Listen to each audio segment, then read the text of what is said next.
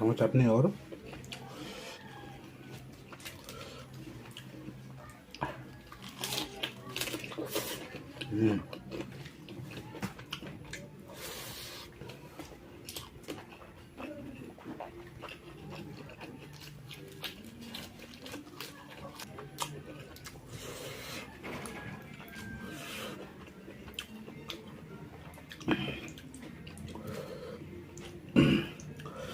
देखिए इसका खाना बहुत टेस्ट है।